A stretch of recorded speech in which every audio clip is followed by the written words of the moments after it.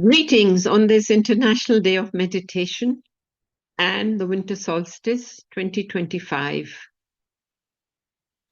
The sun is now beginning its trajectory to spring, bringing us signs of new beginnings and hope.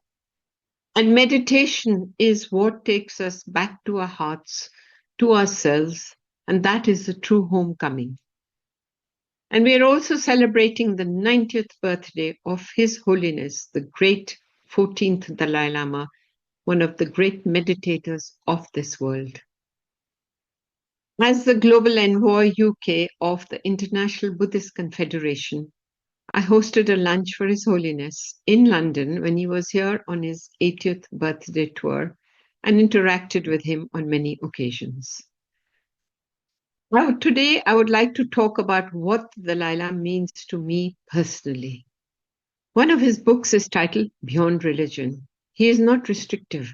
He's a Buddhist, but he does not ask you to become a Buddhist. I was born into a Sikh family, but I spent my entire life in Catholic convent schools in the days when they were very heavily and overtly Catholic, with no nod to the religions of India. Then I have attended many teachings of His Holiness and written a book on Nagarjuna, to which His Holiness has given me the foreword. But apart from his wisdom teachings of emptiness, ethics, Nagarjuna, enlightenment, what I've learned from him is the simple, yes, most profound lesson of how to be spiritual in daily life in our very difficult world. To be joyful despite the sufferings and the challenges one encounters. How to be compassionate even towards one's mortal enemies. How to remain humble. And he has had so many awards bestowed upon him, including the Nobel Peace Prize in 1989 and 90 others given to him by a grateful world. And interdependence, which is one of the cardinal principles of Buddhism. Joyfulness is the answer to all disease, His Holiness said. And his laughter is contagious. When I hosted the lunch for him, he recounted this incident from his childhood when he really wanted to skip classes and be outdoors. That put his tutors in a quandary. They were all senior monks and great scholars. But how do you discipline the Dalai Lama, even if he's a boy of 7? So they created a whip with yellow silk. And he roared with laughter when he said, "It was a holy whip, but I suffered holy pain." He is the prophet of peace and non-violence. And this integrity of this commitment runs through him in every thought, word, and deed. One of the incidents he narrated at his teachings, which he held in March every year in Delhi and which I attended before the pandemic came, is the story of one of his followers, a very senior Buddhist who was incarcerated in Chinese prisons and tortured for decades. When he came out, he made his way to Dharamsala, to His Holiness, who asked him, "Were you afraid?" And the answer came, "Yes, I was afraid. I was afraid that I would hate the Chinese."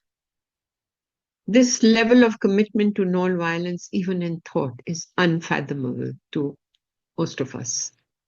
But His Holiness says that it's the demons of violence and anger within us that we must conquer, because others will impose terrible suffering on us, but we don't need to torture ourselves with change. That will then end up destroying our own health and well-being. The Dalai Lama is the Bodhisattva of compassion, and it inspired me to create my own charity, Lily Against Human Trafficking. He says, to be happy, be compassionate. To make others happy, be compassionate. And I had to find that deep compassion in myself when looking after my father, who was handicapped for 36 years, and my mother, who suffered terribly. and my husband, who was consumed by cancer. Through more than 6 difficult decades, stood for peace, nonviolence, and cooperation, despite the terrible suffering of his people in Tibet, and despite the ravishment of Tibet. He's talked about interdependence, and the Buddhists say that when you're doing walking meditation, even the trees are your sangha. So even the world beyond the human world has to be treated with respect. The Dalai Lama is a mind scientist, an ocean of wisdom and compassion. When he walks on the path of Shakyamuni Buddha, who showed us that he was not some descended divinity, but only too human. And through his personal spiritual practices and effort, he became the perfect Buddha. If he can do it, each one of us can do it too. And that, to me, is the true significance of the Dalai Lama's presence in our world. Thank you.